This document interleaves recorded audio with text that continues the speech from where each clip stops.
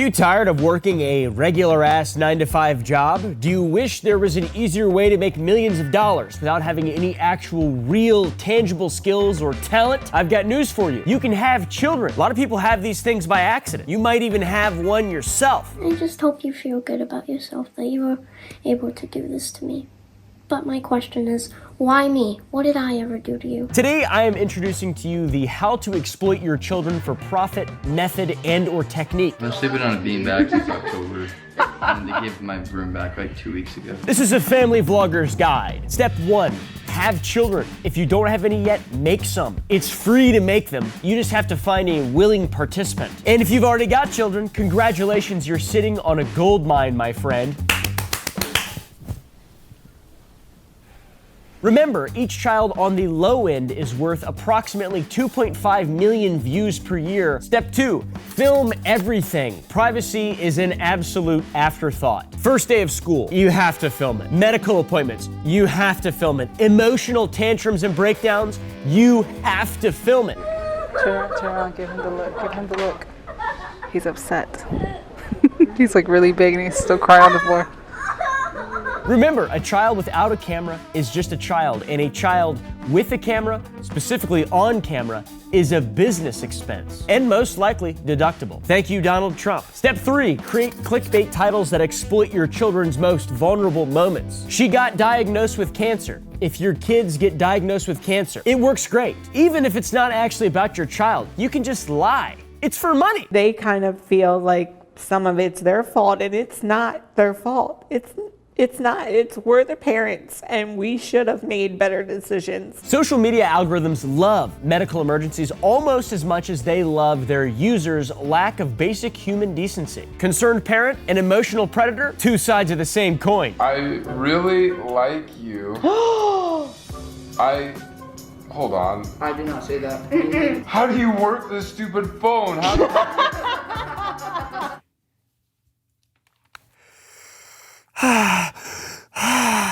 I'm very sick right now. I'm very sick. I'm very ill. Step 4, monetize those tears. A crying, upset child gets 43% more engagement on average than a happy one. That's right, your child's emotional trauma and emotional neglect from your hands is worth approximately $17.50 per minute in ad revenue. What a bargain! Bazinga! Pro tip, by the way, keep some onions handy so you can cry too. It won't be as suspicious that way. Family vlogger, step 5. You're probably gonna get some pushback from this, and when people criticize you for exploiting your children, just remind them that you are creating memories and building a business for their future.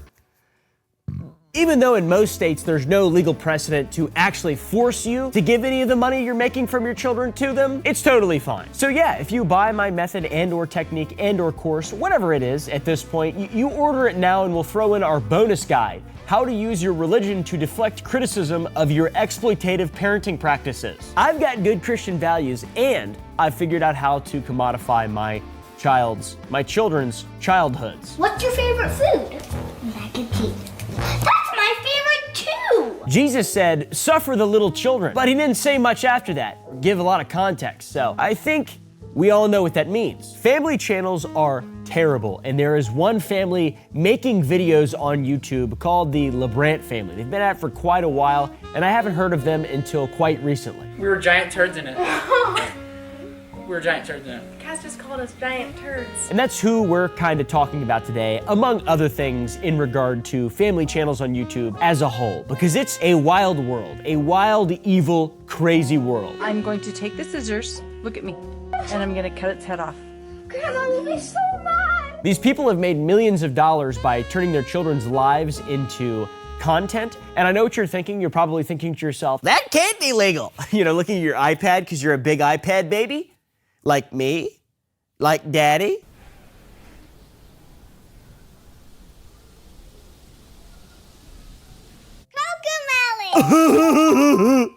I know what you're thinking, looking at your iPad with me on the right side and Coco Melon on the left side going, saying that can't be legal, Oompaville. But it is though, and it can be, and it's completely legal, and there's nothing wrong with it. Just kidding, there's a lot wrong with it. It is no secret that children who grew up in Hollywood, child stars, are generally messed up in the head. Same thing on YouTube. Same thing, just less illegal, less rules. So all they do is stare at a computer screen all day or scared. Why don't you shut up?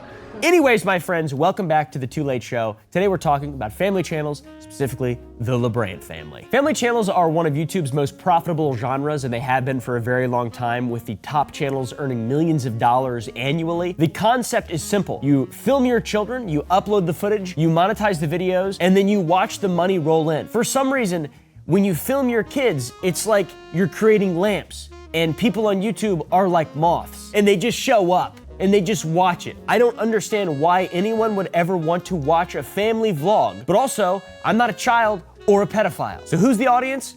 Don't have any idea. It's just creepy for me. The most shocking part about all of this is that the child labor laws that have existed for a long time, by the way, like it's been since the Victorian era when children really got the short end of the stick. All right, it's been quite a while. You know, the rickets and the coal and all the lead paints and the testing. Child labor laws still haven't quite caught up to YouTube content and other social media platforms, which I guess makes sense because laws move at the speed of government, and everybody knows that bureaucracy is cringe and lame and sucks, and making money is like more of a natural thing. It moves at the speed of capitalisms, and we love capitalism. Am I right, fellows?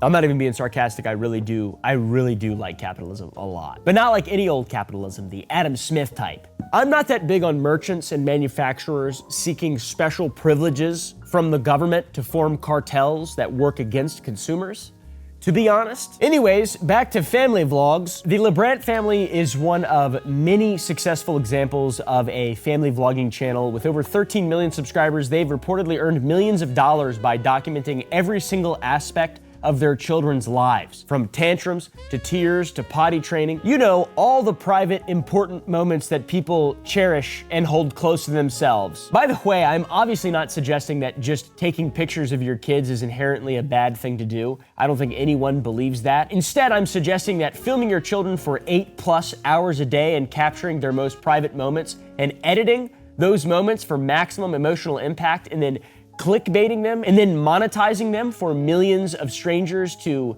see online, I think that's probably bad, to be honest. Today we're gonna be exploring the following: how family channels like the LeBrants operate as a business and the difference between traditional child actors and family channel kids, the concerning lack of regulations in this space, the long-term psychological impact on these poor babies, what we can do to protect these kids by smashing the dislike button on all the LeBrants videos. That will work, I promise. Let's come together! We'll also be talking about my illness and how I illegally operated out of Nicaragua for a short period as a pediatric dentist. I'm just kidding. I didn't do that. YouTube was founded in 2005, and the first family channels emerged around 2010. You get the Shay-tards. I don't even know if I can say that anymore. The Shay-tards. It's that last part of the word tard. Are you allowed to say? I don't know. The Shay-tards, though, they're a real family. You know, there's another leg, Bronx, with rock tard rolling through here. And then there's some other ones. I don't really remember any of them. And I only remember the Shay-tards because that whole porn thing.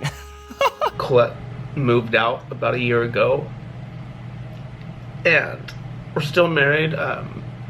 We have, you know, therapy and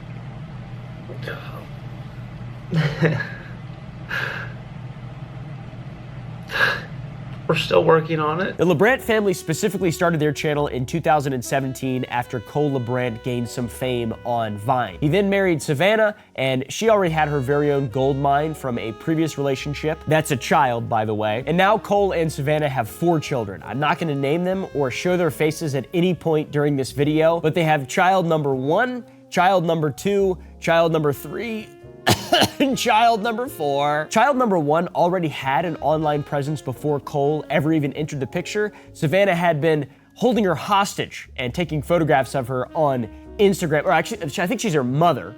Sorry, I take back that little slanderous, defamatory statement I made. Savannah had been building child number 1's Instagram following by posting photos of her since she was an infant, so very epic. Nothing says having a healthy childhood quite like being an influencer before you can form complete sentences. My first full sentence was, I want cookie. What was child number 1's?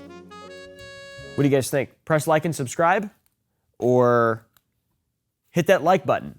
Or The differentiation between the RPM and the CPM is the actual cut that goes to the creator. This is why I follow the Jimmy Beast method of making content and the lesser-known Jimmy Yeast method of making beer. The LeBrant family's content focused on dance videos and family vlogs, but they gradually devolved to produce more clickbait and pranks. Nothing is worse than a family channel that also does pranks, the other horrible side of YouTube. And then that devolved into increasingly invasive documentation of the lives of their children, a common evolution in the family channel space as creators chase the dragon, the algorithm heroin Fent rush. A common evolution in the family channel space as creators chase that Fent dragon. You get more and more reward for bigger, more extreme content.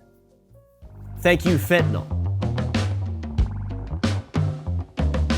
Introducing the Family Channel Starter Kit for just $299.99. You'll get everything you need to monetize your offspring. Yay! You'll need 1 script for pretending your child is terminally ill. You'll need 3 templates for thumbnails with shocked faces. Use faces like this, and this, and this. 1 Bible for moral cover, I guess. And 5 emergency signs to hold up during normal activities. Order now, and I'll throw in my book on gaslighting your bitch wife and stupid kids into thinking that this is normal. Or husband, it works on your husband too anyways. Or you could go to sour.gg and buy some candy. We have new flavors right here. We release a new flavor every single Friday at 3 Central Standard Time.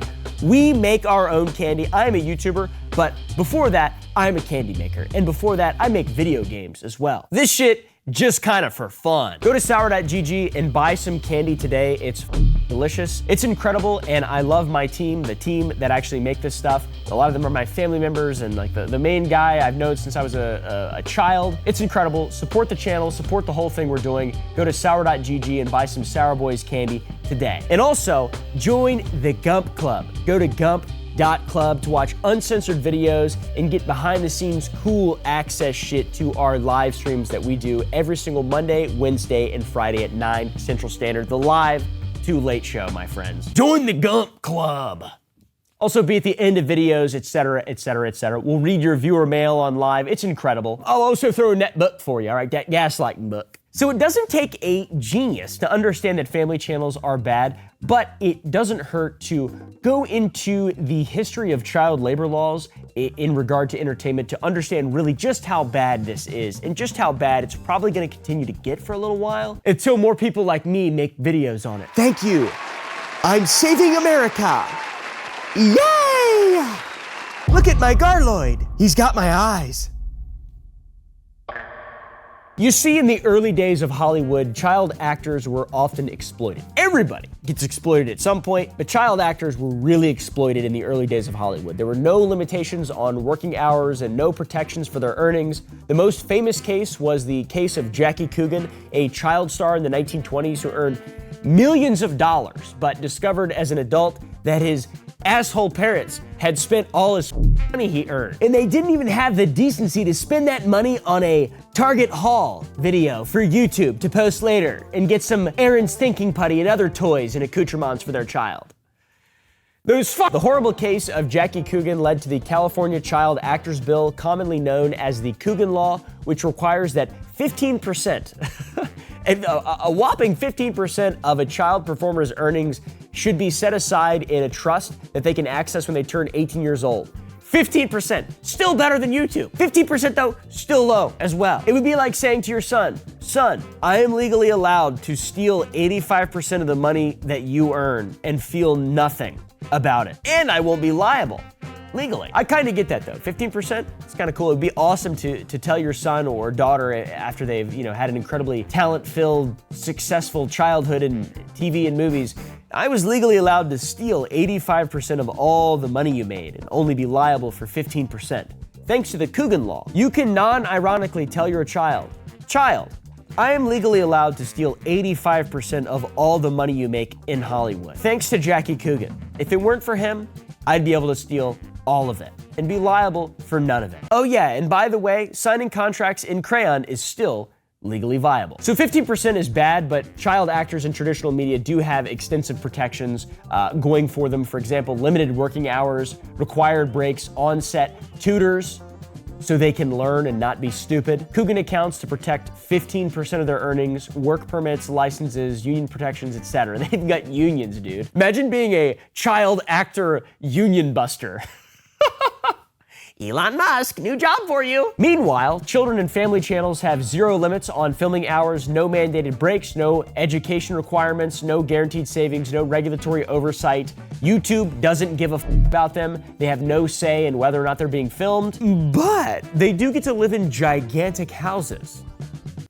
So that's pretty cool. Nothing's better for a child than having a big house. On a movie set, if a child actor starts crying, production stops. On the LeBrant family's movie set, if one of their children starts crying, production speeds up. All right, guys, whip cut, or whip zoom, rather. Whip zoom. Whoosh.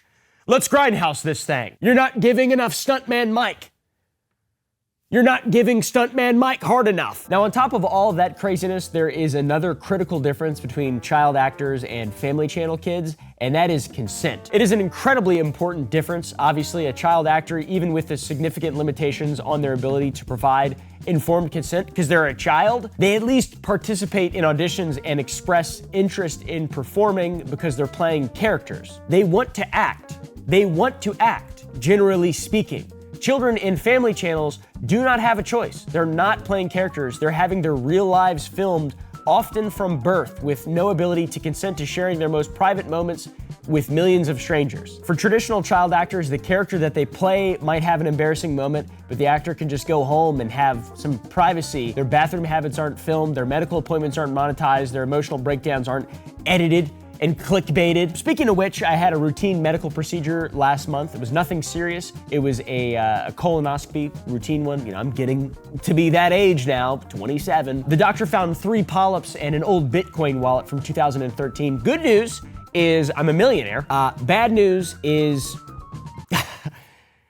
I've got to lay off the red meat or what, I don't know. I didn't have an end to that joke. I didn't write an end to that joke. I just thought it'd be funny to lie about a Bitcoin wallet being in my butt. Anyways, out of all the differences, the most stark are the differences in consent and specifically the protection of earnings. The traditional child actors having actual protections for their earnings. The Coogan law ensures that they have at least some of their money saved for when they turn 18 years old, but family channel kids, they might not see a penny from the millions of dollars that they made being victims of family channels. There is no legal requirement for parents to save any of that money for the children who are central to the content. It's the world's worst unpaid internship. There are only 4 states out of like 60. Just kidding. There are only 4 states out of at least 51.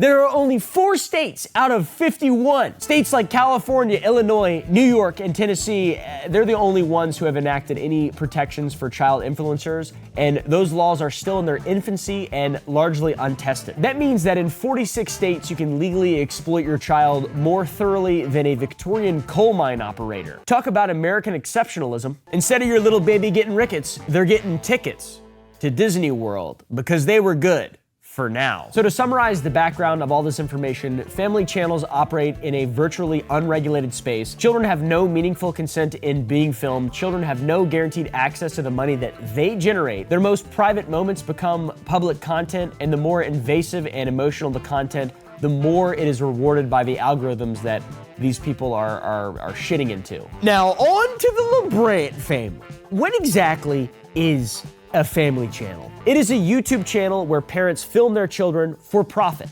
That's it. That is the entire business model. It's like rare shrimp farming. It's simple, effective, it makes sense, and it's basically like you're dealing in gold. You film your children, you monetize the videos, you repeat that until they turn 18 or file some kind of emancipation, whichever comes first. The average successful family channel video is as follows. You create a video featuring your child in an emotionally charged situation.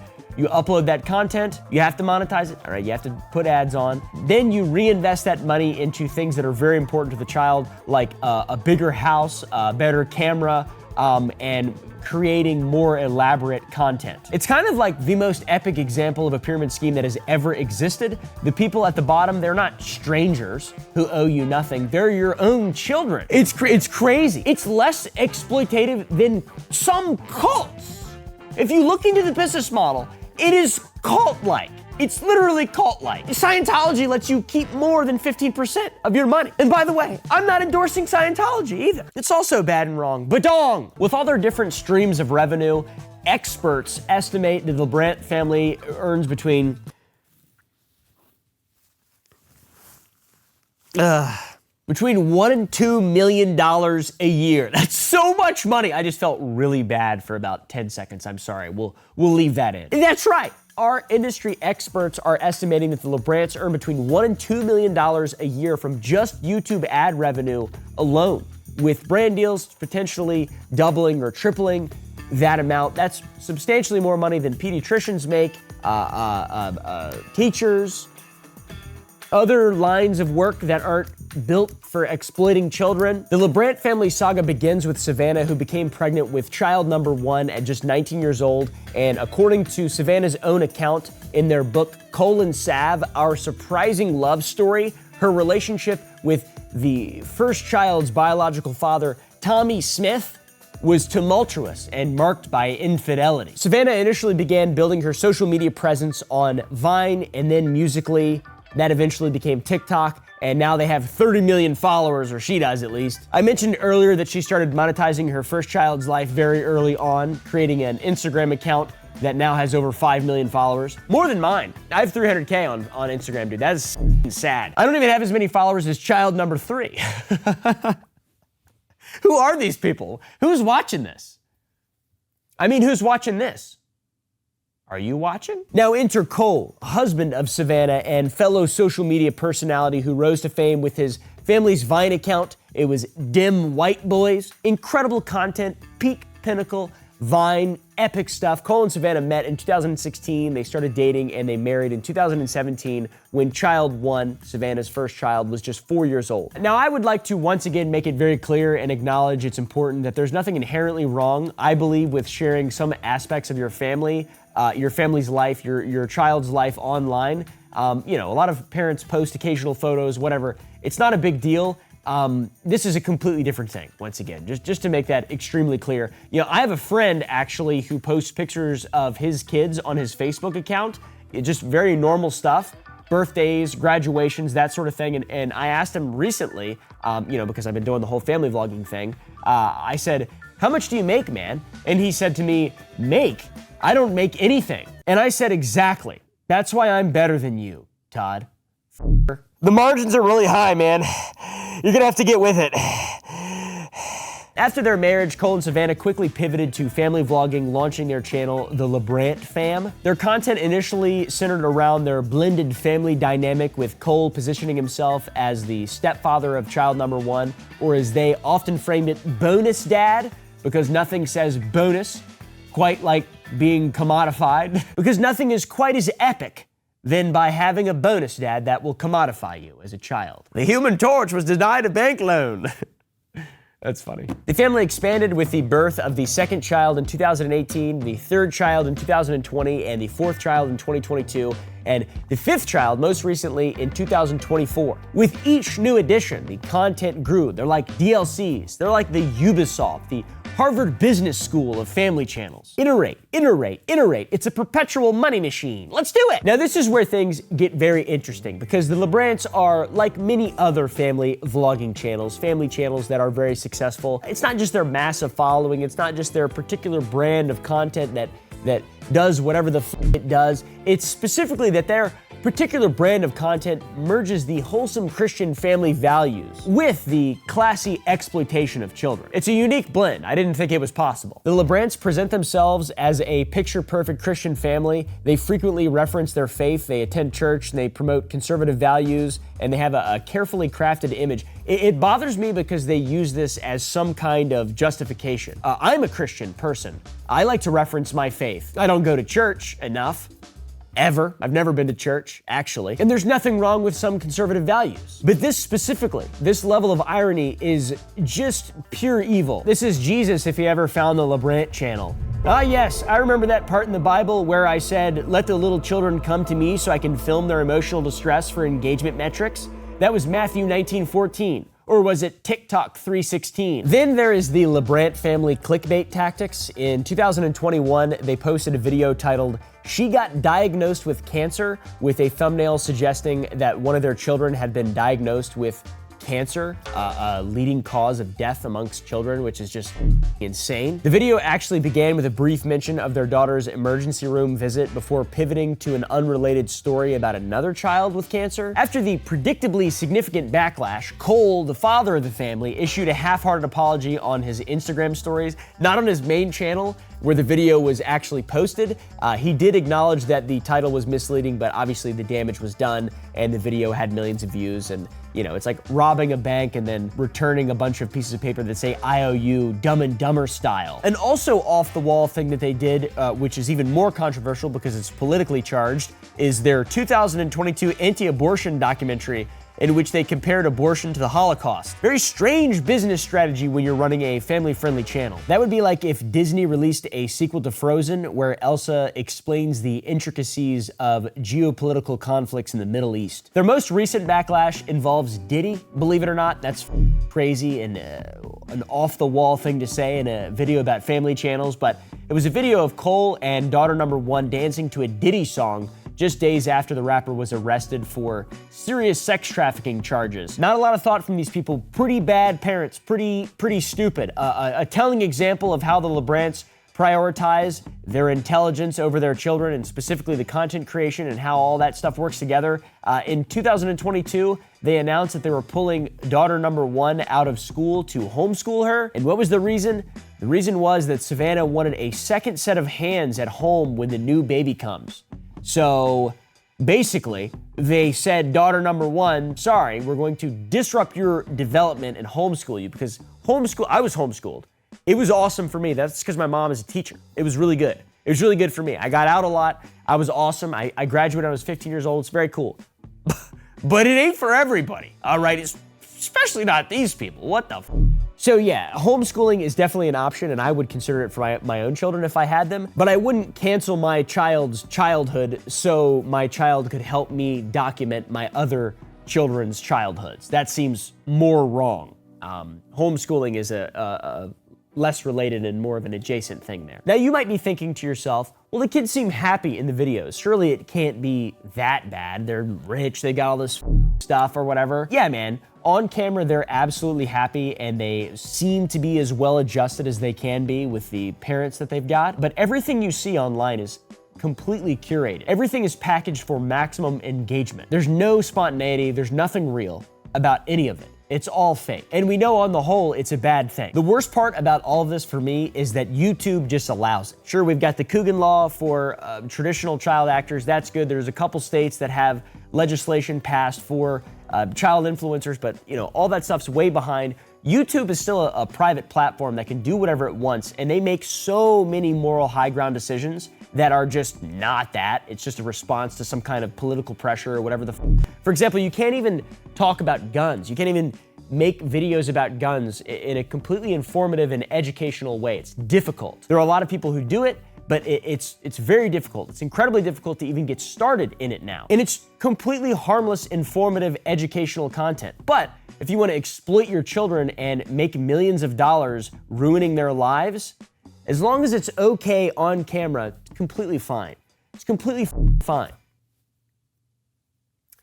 What the fuck? Though I have to say, YouTube does have policies against child endangerment and exploitation, but they're not enforced consistently like any of their other policies. They're enforced about as consistently as my New Year's resolutions, which is to say, they aren't enforced at all. They did take down a couple of channels like Daddy-O5, but only after public outcry reached a fever pitch and there was genuine torture going on that was being filmed and uploaded. Maybe just don't let people exploit their children for views. Maybe if someone's core content is just that, and it's just children and stuff, and it's not providing anything, turn off ads. You already do that with like the Coco Melon shit. Just do it with family channels. Who the f cares? It's inappropriate. But no, they operate with impunity. Now, it's okay, little guy, but you really need to start crying more. The algorithm loves it when you cry. Why? Did he just talk? What the fuck? I don't know. I don't make the rules, little buddy. You'll be okay. You look just like me. So cute.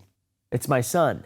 Get it? By the time these poor children are old enough to understand and potentially object, it's going to be too late. The digital footprint exists and their most embarrassing moments are archived forever. The money's already been made by their parents. Anyways, that's about it. I've actually non-ironically been thinking about starting my own family channel. I don't have kids, but I have a houseplant that I've been neglecting. So I figured it would be kind of a natural foray into that world. I could neglect the houseplant on camera, maybe monetize it, kind of practice, you know?